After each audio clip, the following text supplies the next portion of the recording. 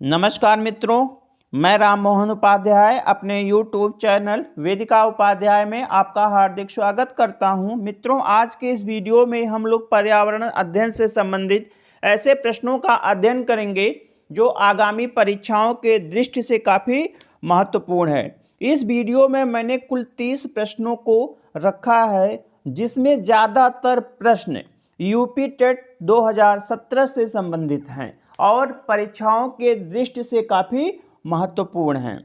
तो हमारा पहला प्रश्न है, संविधान सभा ने राष्ट्रीय गान को अपनाया।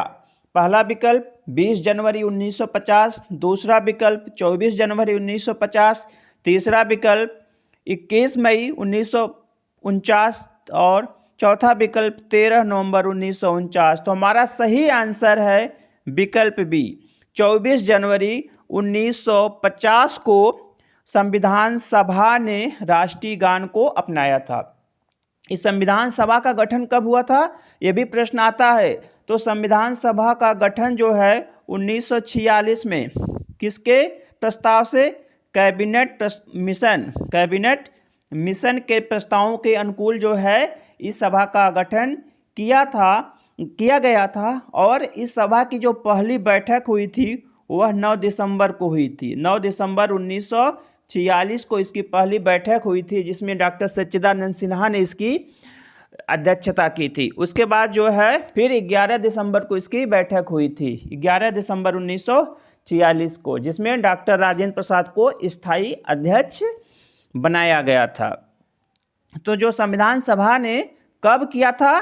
24 जनवरी को जो है 24 जनवरी 1950 को राष्ट्रीय गान को अपनाया था। राष्ट्रीय गान जनगण मन अधिनायक जय, ये राष्ट्रीय गान है। हम लोग कभी कभी कंफ्यूज हो जाते हैं परीक्षा में राष्ट्रगान और राष्ट्रगीत को लेकर। तो राष्ट्रगीत जो है वो है आपका वंदे मातरम, और उसके जो राइटर हैं बंकिम चंद्र चटर्जी हैं, और राष्ट्रगान के राइटर कौन है?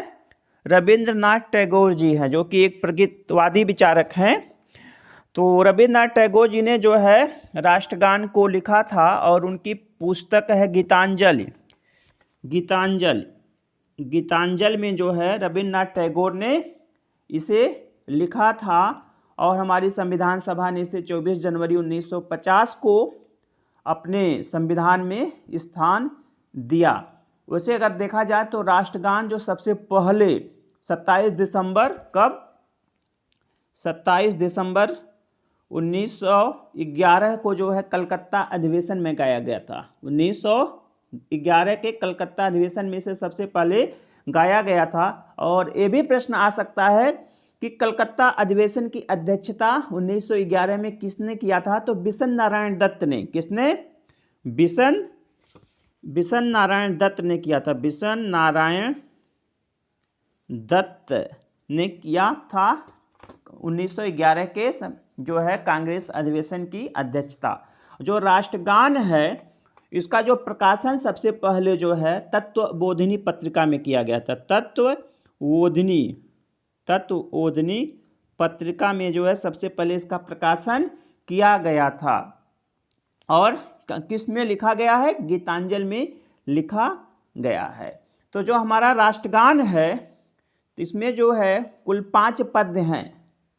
जो रविंद्रनाथ टैगोर ने जो अपना लिखा है तो उसमें कुल 5 पद्य हैं, लेकिन राष्ट्रगान के रूप में केवल पहले पद्य को जो है लिया गया है। और इसे गाने में कुल 52 सेकंड लगते हैं। इसे गाने में कुल 52 सेकंड लगते हैं, लेकिन कभी कभी जो है इसे संक्षिप्त रूप में भी गाया जाता है। उसकी पहली एवं अंतिम पंक्ति को जो है गाया जाता है, और उसे गाने में केवल 20 सेकंड का समय लगता है। पूरा गाने में 52 सेकंड और संक्षिप्त रूप से गाने में उसे केवल 20 सेकंड का समय लगता है। और कब इसमें जो है एक चीज़ और है कि कुछ विद्वानों का मानना, कुछ राष्ट्रवादियों का मानना है कि रविंद्रनाथ टैगोर ने इसकी रचना जो है ब्रिटिश सम्राट जॉर्ज पंचम के अगवानी में किया था, लेकिन जो टैगोर जी ने इसे कभी स्वीकार नहीं किया। और जब तत्वबोधिनी पत्रिका में जो है इसका प्रकाशन हुआ था, तो भारत भाग्य विधाता शीर्षक से इसका प्रकाशन जो है तत्वबोधिनी पत्रिका में हुआ था। 1912 ईस्वी में ये जो है प्रकाशित हुआ था। और इसका जो है अंग्रेजी अनुवाद भी रविन्द्रनाथ टैगोर ने किया था। 1919 में रविन्द्रनाथ टैगोर ने इसका अंग्रेजी में अनुवाद किया था। मॉर्निंग सॉन्ग ऑफ इंडिया के नाम से जो है इसका अंग्रेजी अनुवाद किया था। तो हमारा सही आंसर हो जाएगा विकल्प बी। चूंकि हमारा प्रश्न है संविधान सभा ने राष्ट्रीय गान को कब अपनाया, तो 24 जनवरी 1950 को जो है राष्ट्रगान को अपनाया गया था संविधान सभा के द्वारा। इसके बाद हमारा दूसरा प्रश्न है पुष्कर मेला कहाँ आयोजित किया जाता है। तो पुष्कर मेला के विषय में हम लोगों को मालूम है कि पहला विकल्प है जयपुर, दूसरा विकल्प है उदयपुर, तीसरा विकल्प है जोधपुर, चौथा विकल्प है अजमेर। तो हमारा सही आंसर विकल्प डी अजमेर। पुष्कर मेला जो है अजमेर के पुष्कर में, कहाँ पे, अजमेर के पुष्कर नामक स्थान पर आयोजित किया जाता है। माना जाता है कि पूरे विश्व में ब्रह्मा जी का एकमात्र मंदिर है, वो कहाँ पे है, पुष्कर में है, वह पुष्कर में है। और यहाँ पे जो है विश्व प्रसिद्ध मेला लगता है कार्तिक पूर्णिमा के दिन। कब, कार्तिक पूर्णिमा के दिन यहाँ पे मेला लगता है। और यहाँ पे एक बहुत बड़े पशु मेले का भी आयोजन किया जाता है। तो हमारा सही आंसर है विकल्प डी अजमेर। पुष्कर कहाँ पे है, अजमेर में है। अजमेर से लगभग 11 किलोमीटर दूर अवस्थित है। हमारा तीसरा प्रश्न है निम्नलिखित पराबैंगनी किरणों में कौन सा अधिक हानिकारक है। तो पहला है UVA, UAB और तीसरा है UVC और चौथा विकल्प है इनमें से कोई नहीं है। तो इसमें जो है दो आंसर होंगे। अब चूंकि इन्होंने क्वेश्चन में नहीं दिया निम्नलिखित पराबैंगनी किरणों में कौन सा अधिक हानिकारक है, किसके लिए हानिकारक है देखना है। तो सबसे अधिक अगर हानिकारक देखा जाए तो विकल्प सी होगा, अल्ट्रावायलेट सी। अल्ट्रावायलेट सी जो है सबसे अधिक हानिकारक है। क्यों, लेकिन अल्ट्रावायलेट सी जो है पृथ्वी पर नहीं पहुंच पाती है। ठीक है, हानिकारक तो है, सबसे ज़्यादा इसमें ऊर्जा होती है, लेकिन वह पृथ्वी पर नहीं पहुंच पाती है। इसलिए जो है पृथ्वी पर अगर मानव परिप्रेक्ष्य में देखा जाए, मानवीय परिप्रेक्ष्य में देखा जाए, जो मनुष्यों या अन्य लोगों को जो है प्रभावित करती है, तो उसमें होगी अल्ट्रावायलेट बी, अल्ट्रावायलेट बी। तो इसके दो आंसर हैं। आप प्रश्न जैसा हो या संबंधित संस्था जो है परीक्षा संस्था वो जो भी आंसर माने, लेकिन सबसे अधिक हानिकारक अल्ट्रावायलेट सी और मानवीय परिप्रेक्ष्य में सबसे अधिक हानिकारक है अल्ट्रावायलेट बी।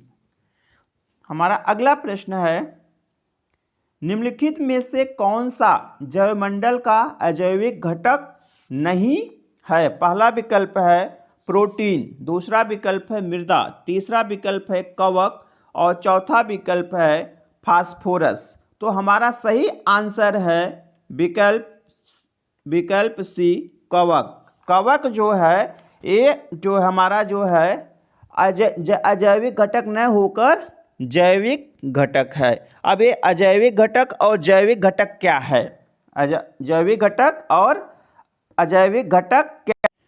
जो हमारा जैविक घटक होता है, जैविक घटक के अंतर्गत जो है सजीव वातावरण आता है। जैविक घटक के अंतर्गत सजीव वातावरण आता है।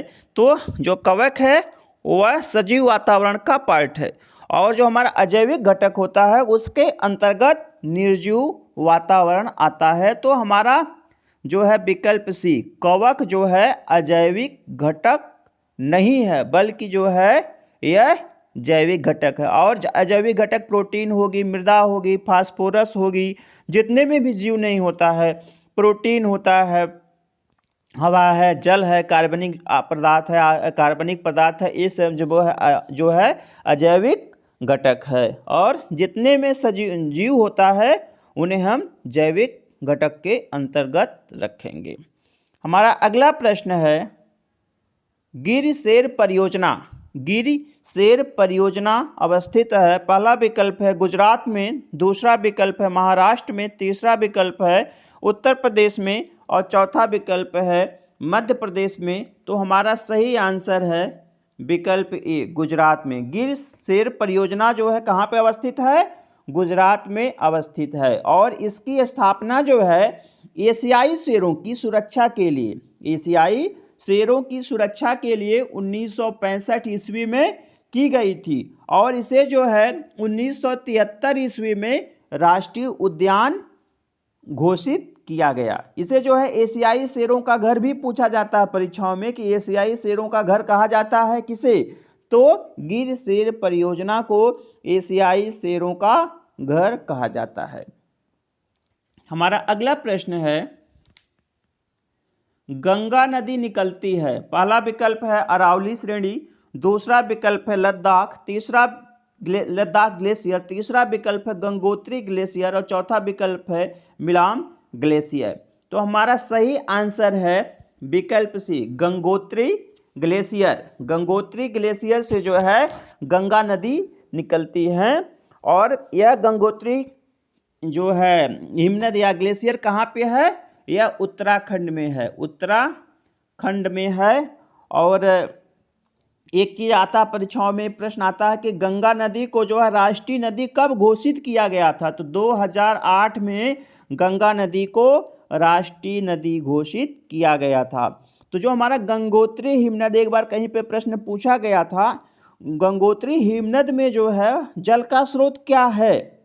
तो गंगोत्री हिमनद में जो है नंदा देवी, एक सेकंड, गंगोत्री इसमें नंदा देवी है, कामत पर्वत है, कामत पर्वत और त्रिशूल पर्वत, कामत पर्वत और त्रिशूल पर्वत, ये तीन जो पर्वत हैं उनसे जो बर्फ पिघल कर आती है वह गंगोत्री ग्लेशियर में ही आती है। और ये प्रश्न आया था कि गंगा नदी कहाँ पर मैदानों में जाकर मिलती है? तो उत्तराखंड के हरिद्वार में सबसे पहले जो है गंगा नदी मैदान को छूती है। तो यह प्रश्न भी आ सकता है एग्जाम में।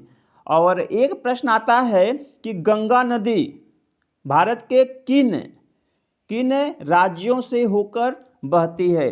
तो गंगा नदी जो है कुल जो है 5 राज्यों से होकर बहती है, उत्तराखंड, उत्तर प्रदेश, बिहार, झारखंड एवं पश्चिम बंगाल। गंगा नदी कुल 5 राज्यों से होकर बहती है। और किन देशों में बहती है? तो गंगा नदी कुल 2 देशों में बहती है, पहला भारत, दूसरा बांग्लादेश। कभी कभी प्रश्न आता है पद्मा किस नदी को कहा जाता है? तो पद्मा नदी जो है गंगा नदी का ही नाम है और बांग्लादेश में इसे पद्मा के नाम से जाना जाता है। और जब पद्मा नदी जो है वह बंगाल की खाड़ी में जाकर मिल जाती है तो उसका नाम भागीरथी होता है, भागीरथी हो जाता है। कहाँ पे? बंगाल की खाड़ी में उसका नाम भागीरथी होता है। ठीक है, तो ये सब जो है गंगा नदी से संबंधित कुछ महत्वपूर्ण तथ्य थे। इसके बाद जो हमारे पहला विकल्प है अरावली श्रेणी। अरावली श्रेणी जो है सबसे प्राचीन श्रेणी मानी जाती है, सबसे प्राचीन पर्वतमाला क्या है? अरावली श्रेणी है। और कहाँ पे है? यह जो है राजस्थान के ज़्यादातर हिस्से में है। इसके बाद जो है लद्दाख ग्लेशियर। लद्दाख ग्लेशियर का नाम आप लोगों ने सुना होगा, कहाँ पे है? वर्तमान लद्दाख में। चूंकि लद्दाख को जो है एक केंद्र शासित प्रदेश बना दिया गया। लद्दाख को केंद्र शासित प्रदेश कब बनाया गया था? 31 अक्टूबर। कब? 31 अक्टूबर आगे 2019 में जो है इसे केंद्र शासित प्रदेश बना दिया गया था। और अभी एक प्रश्न और आया था किसी परीक्षा में कि विश्व की सबसे पहली जो है सड़क, ग्लेशियर से गुजरने वाली सड़क कहाँ पे निर्मित हो रही है, निर्मित हुई है? तो जो है वह विश्व की पहली जो है ग्लेशियर से गुजरने वाली सड़क कहाँ पे है? लद्दाख में ही बनाई गई है। सड़क सीमा संगठन के जवानों के द्वारा जो है लद्दाख में ही बनी है। वो जो है कहाँ से कहाँ तक जाती है? तो सासोमा से कहाँ तक? सासेर। सासोमा से सासेर के मध्य जो है यह जो है सड़क बनाई गई है। और कब जो है इसे जो है केंद्र शासित प्रदेश बनाया गया है? 31 अक्टूबर 2019 को। इसमें कुल कितने जिले हैं लद्दाख में? तो लद्दाख में कुल 2 जिले हैं, लेह और कारगिल, लेह एवं कारगिल। इसके बाद जो है हमारा है लद्दाख गंगोत्री। इसके बाद हम मिलाम ग्लेशियर, विकल्प डी है मिलाम ग्लेशियर। तो मिलाम ग्लेशियर जो है उत्तराखंड के कुमायूं क्षेत्र का सबसे बड़ा ग्लेशियर माना जाता है। तो हमारा अगला प्रश्न है, भारत में निम्नलिखित में से कौन सी एजेंसी मुख्य रूप से प्रदूषण के मापन से संबंधित है? पहला विकल्प ग्रीन ट्रिब्यूनल, दूसरा विकल्प केंद्रीय प्रदूषण नियंत्रण बोर्ड, तीसरा विकल्प केंद्रीय जल आयोग और चौथा विकल्प है सर्वे ऑफ इंडिया।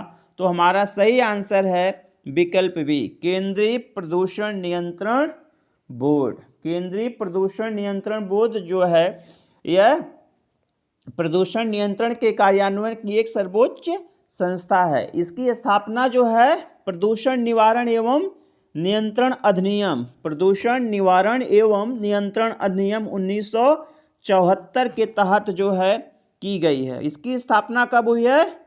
इसकी स्थापना हुई है 22 सितंबर को। 22 सितंबर कब?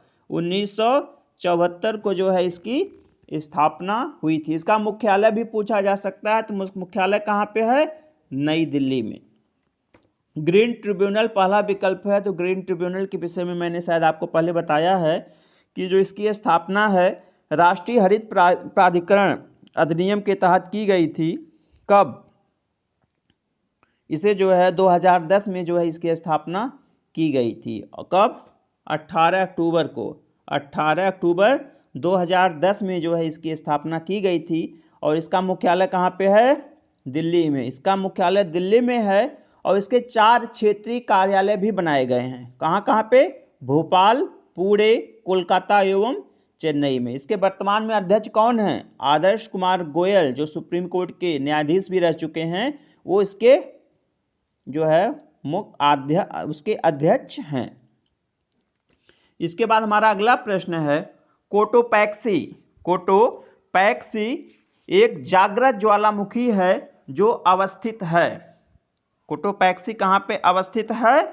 सिसिली द्वीप में, हवाई द्वीप में, एंडीज में और रॉकीज में। पहला विकल्प सिसिली, दूसरा विकल्प हवाई में, तीसरा विकल्प एंडीज में, चौथा विकल्प रॉकीज में। तो हमारा सही आंसर क्या होगा? हमारा होगा एंडीज पर्वतमाला में। कोटोपैक्सी जो जागृत ज्वालामुखी है कहाँ पे है? वह एंडीज पर्वतमाला में। कभी कभी देश भी पूछ लेता है कि किस देश में है, तो इक्वेडोर में है। इक्वेडोर में है। इक्वेडोर में है। इक्वेडोर जो है एक दक्षिण अमेरिकी देश है जो एंडीज पर्वतमाला में स्थित है और यहीं पे जो है संसार का सबसे ऊंचा जागृत ज्वालामुखी कोटोपैक्सी अवस्थित है। हमारा अगला प्रश्न है, तिब्बत की सांगपो नदी। तिब्बत की सांगपो नदी भारत में किस नाम से जानी जाती है? पहला विकल्प गंगा, दूसरा विकल्प यमुना, तीसरा विकल्प ब्रह्मपुत्र, चौथा विकल्प सिंधु। तो जो तिब्बत की सांगपो नदी है उसे भारत में ब्रह्मपुत्र के नाम से जाना जाता है, इसलिए हमारा विकल्प सी हमारा सही आंसर होगा। जो सांगपो नदी है वह भारत में जो है आके सबसे पहले कहाँ पे मिलती है? भारत में, भारत की सीमा में कहाँ प्रवेश करती है, यह भी प्रश्न कहीं आया है। तो अरुणाचल प्रदेश। कहाँ पे? अरुणाचल प्रदेश में आकर सांगपो नदी भारत में मिलती है और बाद में जो है इसे बांग्लादेश में यमुना के नाम से जानते हैं। ब्रह्मपुत्र नदी को जो कहाँ पे यमुना के नाम से जानते हैं? बांग्लादेश के नाम से जाना जाता है। अच्छा, एक चीज़ और आता है परीक्षा में, प्रश्न आता है मेघना नदी।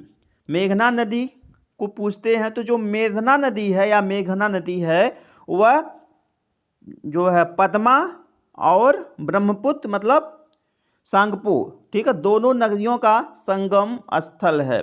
तो मतलब दोनों नदियां गंगा और ब्रह्मपुत्र नदी मिलकर क्या बनाती हैं? मेघना नदी। हमारा अगला प्रश्न है, घास भूमि क्षेत्र के परितंत्र की खाद्य श्रृंखला में सबसे उच्च स्तर के उपभोक्ता होते हैं। पहला विकल्प शाकाहारी, दूसरा विकल्प मांसाहारी, तीसरा विकल्प जीवाणु, चौथा विकल्प मांसाहारी शाकाहारी दोनों। तो हमारा सही आंसर है विकल्प बी। विकल्प बी। विकल्प बी क्या है? केवल मांसाहारी। वह मांसाहारी एवं शाकाहारी दोनों नहीं होते हैं, बल्कि वह केवल मांसाहारी होते हैं। तो जो हमारी घास स्थलीय पारिस्थितिकी तंत्र होता है उसका जो क्रम होता है, सबसे पहले चूंकि घास पारिस्थितिक है तो घास आएगा। घास पे क्या मिलते हैं? ढेर सारे जो है कीड़े मकोड़े और टिड्डियाँ। घास के बाद कीड़े मकोड़े एवं टिड्डियाँ। इसके बाद क्या है? टिड्डी को क्या खाती है? चिड़िया खाती है, कीड़ा मकोड़ा और जो है मेढक भी खाते हैं। तो चिड़िया और मेढक आ जाएगा। और चिड़िया और मेढक को कौन खाता है? चिड़िया और मेढक को खाता है बाज पक्षी जो है बाज खाता है, सांप खाता है। और बाज और सांप को भी क्या खा सकता है? गिद्ध खा सकता है। गिद्ध जो एक मांसाहारी है, इसलिए हमारा सबसे ऊपरी स्थल के उपभोक्ता में आएगा गिद्ध, जो कि मांसाहारी है। मतलब इसमें घास क्या हो जाएगी? उत्पादक हो जाएगी। कीड़े मकोड़े टिड्डा प्राथमिक उपभोक्ता, मेढक द्वितीय उपभोक्ता, सांप तृतीय उपभोक्ता और गिद्ध मांसाहारी। ठीक है। हमारा अगला प्रश्न है, वायुमंडल का सबसे प्रमुख स्तर जो पृथ्वी के नज़दीक है, पहला है समताप मंडल, दूसरा है क्षोभ मंडल, तीसरा है मध्य मंडल और चौथा है आयन मंडल। तो हमारा सही आंसर क्या है? विकल्प बी, क्षोभ मंडल। जो हमारा वायुमंडल होता है उसका सबसे पहला जो परत होता है, जो पृथ्वी के काफ़ी नज़दीक होता है, उसे हम बोलते हैं क्षोभ मंडल। क्षोभ मंडल में उसको हम लोग संवहन मंडल भी बोलते हैं। संवहन मंडल, अधोमंडल के नाम से भी हम लोग उसे जानते हैं। यह सबसे निचली परत होती है जिसमें सभी प्रकार की वायुमंडलीय घटनाएं घटित होती हैं। इसके बाद हमारा अगला प्रश्न है, संयुक्त राष्ट्र सुरक्षा परिषद में कितने स्थायी सदस्य हैं? पहला विकल्प 3, दूसरा विकल्प 4, तीसरा विकल्प 5, चौथा विकल्प 6। तो हमारा सही आंसर है विकल्प सी, 5। संयुक्त राष्ट्र सुरक्षा परिषद में कुल कितने स्थायी सदस्य होते हैं? 5। जबकि कुल सदस्यों की संख्या होती है 15, तो 5 सदस्य स्थायी होते हैं, 10 सदस्य अस्थायी होते हैं, जिनका कार्यकाल 2 वर्ष होता है। 2-2 वर्ष के लिए वो सदस्य चुने जाते हैं। कभी कभी आ जाता है इनमें से कौन स्थायी सदस्य नहीं है, तो स्थायी सदस्य कौन कौन से हैं? चीन, रूस, अमेरिका, ब्रिटेन, फ्रांस। ये जो है कुल 5 राष्ट्र हैं जो स्थायी सदस्य हैं। किसके? संयुक्त राष्ट्र सुरक्षा परिषद के जो है स्थायी सदस्य हैं। इसके बाद जो है अगला प्रश्न है, सरिस्का राष्ट्रीय उद्यान अवस्थित है? पहला विकल्प पश्चिमी बंगाल, दूसरा विकल्प गुजरात, तीसरा विकल्प राजस्थान, चौथा विकल्प असम। तो हमारा सही आंसर है विकल्प सी, राजस्थान। सरिस्का राष्ट्रीय उद्यान कहाँ पे है? राजस्थान में है। राजस्थान के कहाँ पे? अलवर जिले में है। राजस्थान के अलवर जिले में है। और 1958 ईस्वी में भारत सरकार ने इसे जो है वन्य जीव अभयारण्य घोषित किया था, और बाद में 1979 ईस्वी में प्रोजेक्ट टाइगर के अधीन जो है इसे लाया गया। फिर 1982 ईस्वी में इसे राष्ट्रीय उद्यान घोषित कर दिया गया। इसके बाद जो है हमारा अगला प्रश्न है, पारिस्थितिक तंत्र में ऊर्जा का मुख्य स्रोत है? पहला है एटीपी, दूसरा है सूर्य प्रकाश, तीसरा विकल्प है डीएनए, चौथा विकल्प है आरएनए, तो हमारा सही आंसर है पारिस्थितिकी तंत्र में ऊर्जा का मुख्य स्रोत है विकल्प बी, सूर्य का प्रकाश जो है मुख्य जो है स्रोत है। इसके बाद हमारा अगला प्रश्न है यज्ञमार्क का संबंध है, यज्ञमार्क का संबंध है। तो जो हमारा यज्ञमार्क है उसका संबंध है गुणवत्ता से, पैकेजिंग से, संसाधन से और उत्पादन से। तो सही आंसर है गुणवत्ता से, गुणवत्ता से यज्ञमार्क का संबंध है। 1937 ईस्वी में जो है यज्ञमार्क एक्ट लागू हुआ था और उसका यह मुख्य उद्देश्य था कि जो खाद्य वस्तुएं हैं उनकी शुद्धता की गारंटी है। अगर यज्ञमार्क चिन्ह लगा हुआ है तो मतलब ये है कि जो सामान उसमें अंदर पैक है वह शुद्ध होगी और आदमी जो है आँख मूंद के जो है उसे खरीद लेता है। इसके बाद हमारा अगला प्रश्न है आर्सेनिक द्वारा जल प्रदूषण सर्वाधिक है, आर्सेनिक द्वारा जल प्रदूषण सर्वाधिक है। पहला विकल्प उत्तर प्रदेश में, दूसरा विकल्प बिहार में, तीसरा विकल्प मध्य प्रदेश में और चौथा विकल्प पश्चिम बंगाल में। तो हमारा सही आंसर है पश्चिम बंगाल में। इसके पहले शायद एक बार किसी टेस्ट सीरीज में इस प्रश्न को मैंने रखा है। तो आर्सेनिक द्वारा सबसे अधिक जल प्रदूषण कहाँ होता है? पश्चिम बंगाल में, जो कि स्वास्थ्य के दृष्टिकोण से अच्छा नहीं माना जाता है। इसके बाद हमारा अगला प्रश्न है वन्य जीव सुरक्षा अधिनियम पारित किया गया था। पहला विकल्प 1960, दूसरा विकल्प 1962, तीसरा विकल्प 1972, चौथा विकल्प 1975। तो हमारा सही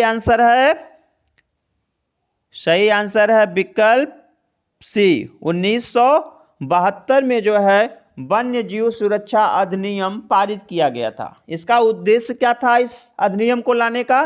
देश के वन्य जीवों की रक्षा करने और प्रभावी ढंग से अवैध शिकार होता है, तस्करी है या वन्य जीवों का जो अवैध व्यापार होता है उनको नियंत्रित करने के उद्देश्य से जो है इसकी स्थापना की गई थी। और बाद में 2003 ईस्वी में 1972 के एक्ट में कुछ संशोधन भी किया गया और यह कहा गया कि कानून के तहत जो अपराध हैं, ठीक है, कानून के तहत अपराधों के लिए सजा एवं जुर्मानों को और अधिक कठोर बना दिया गया इसमें कि अगर आप ऐसी गलती करते हैं, ऐसा दुस्साहस करते हैं तो जुर्माने की राशि और सजा को और जो है अधिक बना दिया गया। इसके बाद अगला प्रश्न है दूध से दही बनने की प्रक्रिया को कहते हैं। पहला विकल्प प्रकाश संश्लेषण, दूसरा विकल्प आसवन, तीसरा विकल्प किण्वन और चौथा विकल्प स्टेरिलाइजेशन। तो हमारा सही आंसर है विकल्प सी, किण्वन, विकल्प सी, किण्वन। दूध से दही बनने की जो प्रक्रिया होती है उसे किण्वन कहा जाता है। जो हमारा दूध होता है उसमें स्ट्रेप्टोकोकस लैक्टिस एवं लैक्टोबैसिलस लैक्टिस नामक जीवाणु पाए जाते हैं। कौन कौन से? स्ट्रेप्टोकोकस एवं लैक्टोबैसिलस जीवाणु पाए जाते हैं। और ये क्या करते हैं, ये जीवाणु जो होते हैं दूध में जो पाए जाने वाली लैक्टोज शर्करा होती है उसका किण्वन करके लैक्टिक अम्ल बनाते हैं, जिसके कारण दूध खट्टा हो जाता है। और फिर लैक्टिक अम्ल जो होता है वह जीवाणु, लैक्टिक अम्ल जीवाणु दूध में पाए जाने वाले जो कौन सा प्रोटीन पाया जाता है दूध में? केसीन। दूध में पाए जाने वाला प्रोटीन केसीन प्रोटीन होता है। तो उसको छोटी छोटी बूंदों में एकत्रित करके दही जमाने में सहायता करते हैं। ठीक है।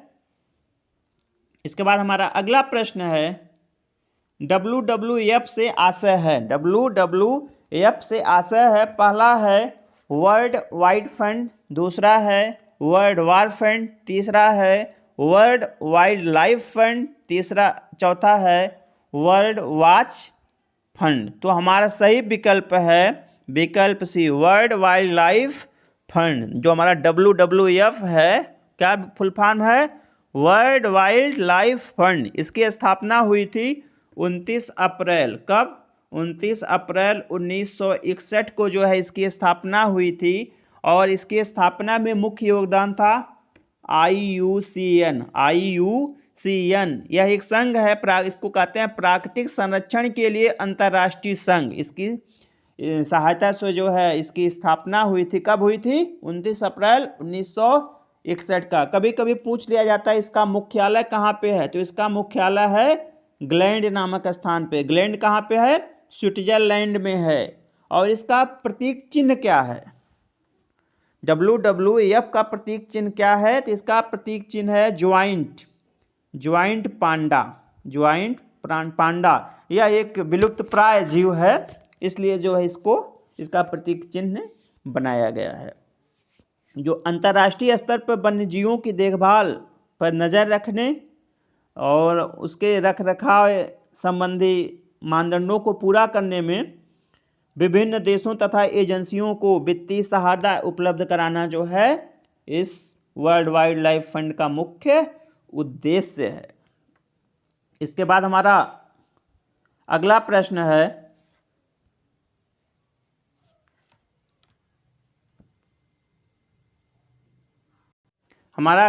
है, किस देश के संविधान से मौलिक कर्तव्यों को लिया गया है? पहला है जर्मनी, दूसरा है यूनाइटेड किंगडम, तीसरा है USA और चौथा है USRR। तो USRR मतलब union of Soviet socialist Republican, USSR यह जो है सोवियत संघ का पूरा नाम है, वर्तमान में जिसे हम रूस कहते हैं। तो जो हमारा मौलिक कर्तव्य है वह कहाँ से लिया गया है? विकल्प डी, सोवियत संघ से लिया गया है, वर्तमान में हम उसे रूस कह सकते हैं। प्रश्न में सोवियत संघ ही दिया जाता है। तो हमारा मौलिक कर्तव्यों को संविधान में कब जोड़ा गया है? कब? 42वें संविधान संशोधन के द्वारा 1976 में। किस कमेटी की अनुशंसा पर? स्वर्ण सिंह कमेटी के अनुशंसा पर मौलिक कर्तव्यों को जो है संविधान में जोड़ा गया था। किस अनुच्छेद में? 51 का कह सकते हैं आप, 51 का में जो है इसे रखा गया है। और वर्तमान में जो है कुल कितने मौलिक कर्तव्य हैं? कुल वर्तमान में 10 मौलिक कर्तव्य हैं। 11 मौलिक कर्तव्य हैं, पहले कुल 10 मौलिक कर्तव्य थे। कौन कौन से मौलिक कर्तव्य हैं? पहला है जैसे संविधान का पालन करना, उसके आदर्शों, संस्थाओं, राष्ट्रध्वज और राष्ट्रगान का सम्मान करना। दूसरा है स्वतंत्रता के लिए हमारे राष्ट्रीय आंदोलन को प्रेरित करने वाले उच्च आदर्शों को हृदय में संजोए रखें और उनका पालन करें। तीसरा है भारत की प्रभुता, एकता और अखंडता की रक्षा करके उसे अक्षुण्ण बनाए रखें। चौथा है देश की रक्षा करें और आह्वान किए जाने पर राष्ट्र की सेवा करें। अगला है भारत के सभी लोगों में समरसता और समान भातृत्व की भावना का निर्माण करें, जो धर्म, भाषा और प्रदेश या वर्ग पर आधारित सभी भेदभाव से परे हों। ऐसी प्रथाओं का त्याग कर देना चाहिए जो स्त्रियों के सम्मान के विरुद्ध है। अगला कर्तव्य है हमारी सामाजिक संस्कृति की गौरवशाली परंपरा का महत्व समझें और उसका परिरक्षण करें।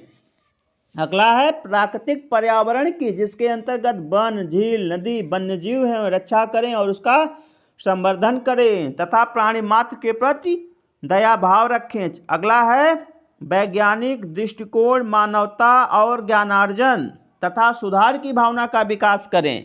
अगला है सार्वजनिक संपत्ति को सुरक्षित रखें और हिंसा से दूर रहें। अगला है व्यक्तिगत और सामूहिक गतिविधियों के सभी क्षेत्रों में उत्कर्ष की ओर बढ़ने का सतत प्रयास करें, जिससे राष्ट्र निर्माण या राष्ट्र निरंतर बढ़ते हुए प्रयत्न और उपलब्धियों की नई ऊंचाइयों को छू ले। अगला है यदि माता पिता या संरक्षक हैं तो 6 से 14 वर्ष तक के आय वाले अपने बच्चों को शिक्षा की व्यवस्था या उचित शिक्षा की व्यवस्था करें। तो ये हमारे संविधान में कुल 11 मौलिक कर्तव्य हैं। 11वां मौलिक कर्तव्य है जो है 86वें संविधान संशोधन के द्वारा जोड़ा गया है। RTE एक्ट के द्वारा जो है संविधान में जोड़ा गया है। इसके पहले कुल 10 ही मौलिक जो है कर्तव्य थे। हमारा अगला प्रश्न है, ध्रुव तारा कहा जाता है। ध्रुव तारा कहा जाता है। पहला विकल्प है उत्तरी तारे को, दूसरा विकल्प है दक्षिणी तारे को, तीसरा है पूर्वी तारे को, चौथा है पश्चिमी तारे को। तो हमारा सही आंसर है विकल्प ए। विकल्प ए, उत्तरी तारे को। ध्रुव तारा किसको कहा जाता है? उत्तरी तारे को कहा जाता है। यह जो है ध्रुव तारा जो होता है खगोलीय गोले के उत्तरी ध्रुव, जो खगोलीय गोला होता है उसके उत्तरी ध्रुव के काफ़ी निकट होता है। इसे अंग्रेजी में कहते हैं पोलरिस। क्या कहते हैं? पोलरिस कहते हैं। अच्छा, इसे अरबी में भी एक चीज़ कहते हैं, अभी आप लोग इसका अर्थ समझ जाएंगे। अरबी में नजूम, अरबी में कहते हैं नजूम अल सुमाल, नजीम अल सुमाल अर्थात उत्तर का तारा। नजूम अल सुमाल मतलब उत्तर का तारा। ध्रुव के तारे को क्या कहा जाता है? उत्तर का तारा है। यह कोई एक तारा नहीं है। जो ध्रुव का तारा होता है कोई एक तारा नहीं है, बल्कि यह जो है बहुतारा मंडल का होता है। उसमें बहुत ढेर सारे तारे होते हैं, लेकिन पृथ्वी से नहीं दिखाई देते हैं। एक मंडल है वहाँ पे मत्स्य तारा मंडल, खगोल में एक मंडल कहा जाता है मत्स्य तारा मंडल। किसी परीक्षा में एक बार पूछा गया था कि जो हमारा ध्रुव तारा है वह किस तारा मंडल का भाग है, तो वह मत्स्य तारा, वह किसका है? मत्स्य तारा मंडल का भाग है ध्रुव तारा। और इसका जो मुख्य तारा है उसे ध्रुव ए कहते हैं, ध्रुव ए। तो हमारा यह हो गया आपका जो है ध्रुव तारा। इसके बाद हमारा अगला प्रश्न है, भारत में प्रोजेक्ट टाइगर प्रारंभ किया गया था। तो भारत में प्रोजेक्ट टाइगर प्रारंभ किया गया था। पहला विकल्प 1972, दूसरा विकल्प 1973, तीसरा विकल्प 1981 और चौथा विकल्प 1985। तो हमारा सही आंसर है विकल्प बी, 1973 में जो है प्रोजेक्ट टाइगर प्रारंभ किया गया था। किसके लिए? बाघों के संरक्षण के लिए। ठीक है। इसके बाद हमारा अगला प्रश्न है, फूलों की घाटी अवस्थित है। पहला विकल्प जम्मू कश्मीर, दूसरा विकल्प हिमाचल प्रदेश, तीसरा विकल्प सिक्किम और चौथा विकल्प उत्तराखंड। तो हमारा सही आंसर है उत्तराखंड। फूलों की घाटी कहाँ पे है? उत्तराखंड के चमोली जिले में। उत्तराखंड के चमोली जिले में जो है फूलों की घाटी। और शांत घाटी कहाँ पे है? शांत घाटी कहाँ पे है? केरल में है। हमारा अगला प्रश्न है, एक वयस्क मानव में कुल अस्थियों की संख्या कितनी होती है? पहला विकल्प 306, दूसरा विकल्प 206, तीसरा विकल्प है 275 और चौथा विकल्प है 175। तो हमारा सही आंसर विकल्प बी। एक वयस्क मनुष्य में जो है कुल 206 हड्डियां होती हैं, जबकि शिशु में कुल 300 हड्डियां होती हैं। शिशु में कुल 300 हड्डियां पाई जाती हैं। हमारा अगला प्रश्न है, ग्रीन पीस इंटरनेशनल का मुख्यालय अवस्थित है। पहला विकल्प है न्यूयॉर्क में, दूसरा विकल्प है सिडनी में, तीसरा विकल्प है एम्स्टर्डम में, चौथा विकल्प है नागासाकी में। तो हमारा सही आंसर है विकल्प सी, एम्स्टर्डम। ग्रीन पीस इंटरनेशनल का मुख्यालय कहाँ पे है? यह एम्स्टर्डम में है। ग्रीन पीस इंटरनेशनल है क्या? ग्रीन पीस इंटरनेशनल जो है एक गैर सरकारी संगठन है। क्या है? एक गैर सरकारी संगठन है जो प्राकृतिक पर्यावरण के संरक्षण से संबंधित है। किससे संबंधित है? पर्यावरण के संरक्षण से संबंधित है। इसका उद्देश्य है वैश्विक स्तर पर व्यक्तिगत और सामूहिक प्रयासों के द्वारा पर्यावरण संरक्षण एवं विकास को प्रोत्साहन प्रदान करना। इसका मुख्यालय कहाँ पे है? एम्स्टर्डम। एम्स्टर्डम कहाँ पे है? यह नीदरलैंड में है। कहाँ पे है? नीदरलैंड में एम्स्टर्डम है। इसके बाद हमारा इसकी स्थापना हुई थी 1971 में। स्थापना कब हुई थी? 1971 में इसकी स्थापना हुई थी। हमारा अगला प्रश्न है, एलपीजी के संदर्भ में क्या सही नहीं है? पूछ रहा है सही नहीं है। पहला विकल्प यह एक स्वच्छ ईंधन है, यह सही है। दूसरा है यह उच्च ऊष्मीय मान का होता है, यह भी सही है। तीसरा है यह नीले ज्वाला से जलने वाला है, यह भी सही है। चौथा विकल्प है यह मीथेन उत्सर्जन करने वाला है, यह जो है सही आंसर नहीं है। मतलब यह एलपीजी के सही संबंध में यह कथन गलत है। यह सही है कि स्वच्छ ईंधन है, ऊष्मीय मान है उसका और नीले ज्वाला से जलता है, यह तो सही है। LPG liquefied petroleum gas, LPG का फुल फॉर्म क्या है? उसको लिक्विड भी कह सकते हैं या लिक्विफाइड भी कह सकते हैं। लिक्विफाइड पेट्रोलियम गैस इसका जो है पूरा नाम है। इसमें प्रोपेन और ब्यूटेन जो है, इसमें जो मुख्य हाइड्रोकार्बन होते हैं उनका मिश्रण होता है और इसका प्रयोग जो है सामान्य रूप से जो है घरों में ईंधन के रूप में होता है। हम लोगों ने देखा होगा कि इसमें एक स्मेल आती है कभी कभी, जो उसमें कहीं जैसे जलाते हैं या कभी लीकेज होता है तो एक स्मेल होती है। तो वह स्मेल किस लिए होती है? इसलिए होती है कि होता तो एक गंध रहित है, जो आपका प्रोपेन और ब्यूटेन है इसमें कोई गंध नहीं होती है, लेकिन इसमें जो है एक और पदार्थ मिला दिया जाता है जिससे अगर कोई रिसाव होता है उसका पता चल सके। उसका पदार्थ का क्या नाम है? एथिल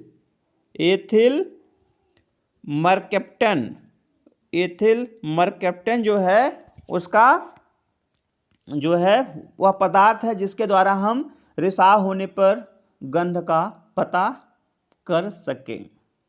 इसके बाद हमारा अगला प्रश्न है द ओरिजिन ऑफ स्पीसीज जो है किसकी रचना है? पहला है अरस्तु की, दूसरा है चार्ल्स डार्विन की, तीसरा है मेंडल की और चौथा है रॉबर्ट हुक की। तो सही आंसर है विकल्प B, Charles Darwin. The origin of species जो है जातियों की उत्पत्ति जो है किसकी रचना है? चार्ल्स डार्विन की रचना है। इसके बाद अरस्तु, पहला विकल्प अरस्तु। तो अरस्तु को हम लोग जो है अरस्तु को हम लोग जो है जीव विज्ञान का पिता कहते हैं। इसके बाद हमारा अगला पितल है मेंडल, अगला विकल्प मेंडल को आनुवांशिकी का पिता कहा जाता है। रॉबर्ट हुक ने सबसे पहले कोशिका की खोज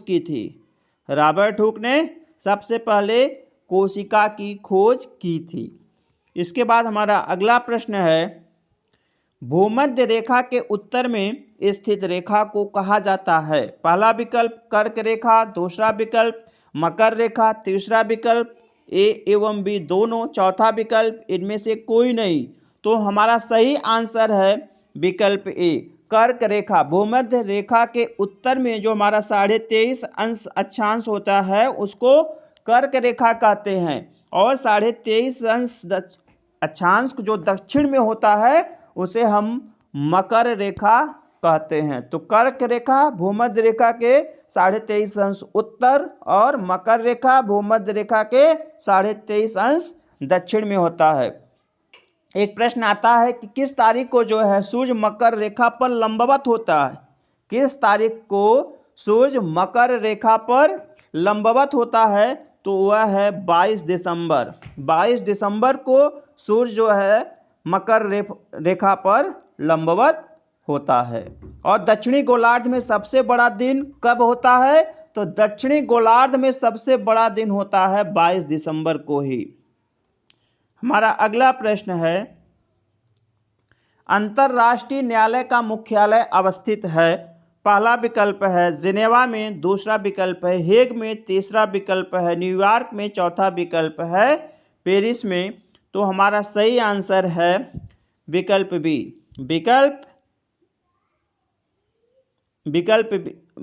विकल्प बी हेग में। अंतर्राष्ट्रीय न्यायालय का मुख्यालय कहाँ पे है? हेग में है।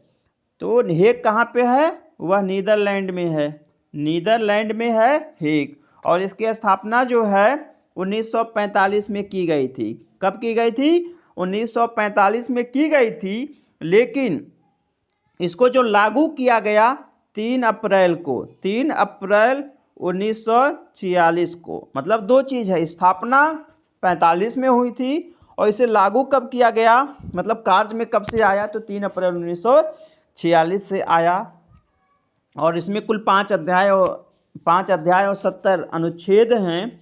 एक प्रश्न आता है कि अंतर्राष्ट्रीय न्यायालय में न्यायाधीशों की संख्या कितनी होती है, तो अंतर्राष्ट्रीय न्यायालय में न्यायाधीशों की संख्या होती है कितनी, 15। इसका कार्यकाल क्या होता है न्यायाधीशों का, 9 वर्ष के लिए होता है। एक न्यायाधीश का कार्यकाल कितने वर्षों के लिए होता है, कुल 9 वर्षों के लिए होता है। अभी परीक्षाओं में आता है दलबीर सिंह भंडारी का नाम, किसका, दलबीर सिंह भंडारी का नाम आता है कि ये क्यों प्रसिद्ध है, तो दलबीर सिंह भंडारी जो है अंतर्राष्ट्रीय न्यायालय में भारत का प्रतिनिधित्व लगातार 2 बारों से कर रहे हैं, राजस्थान के रहने वाले हैं मुख्य रूप से। हमारा अगला प्रश्न है, अगला एवं अंतिम प्रश्न है, एम एस स्वामीनाथन हैं। पहला विकल्प है कृषि वैज्ञानिक, दूसरा विकल्प है भौतिक शास्त्री, तीसरा विकल्प रसायन शास्त्री, चौथा विकल्प चिकित्सक। तो हमारा सही आंसर है विकल्प ए, कृषि वैज्ञानिक। एम एस स्वामीनाथन क्या है, एक कृषि वैज्ञानिक हैं और इन्हें भारतीय हरित क्रांति का जनक भी कहा जाता है, भारतीय हरित क्रांति का जनक कहा जाता है। तो मित्रों, आज इस प्रकार से इस वीडियो में मैंने कुल 30 प्रश्नों को रखा था, जो कि ज़्यादातर मैंने प्रश्न आपको पहले ही बता दिया था कि टेट 2017 से संबंधित हैं, और मैंने इन्हें विस्तार पूर्वक आप लोगों को बताने का प्रयास किया, और यह आशा करता हूँ कि ये वीडियो जो है आपके आगामी परीक्षाओं में आपकी काफ़ी हेल्प पहुँचाएगी। मित्रों, आप वीडियो समाप्त करने से पूर्व आपसे अनुरोध है कि वीडियो को देखने के पश्चात सब्सक्राइब, लाइक एवं शेयर अवश्य करें। साथ ही साथ आपका चैनल या वीडियो से संबंधित कोई सुझाव हो तो उसे कमेंट बॉक्स में अवश्य लिखें। आप लोगों को बहुत बहुत धन्यवाद। नमस्कार।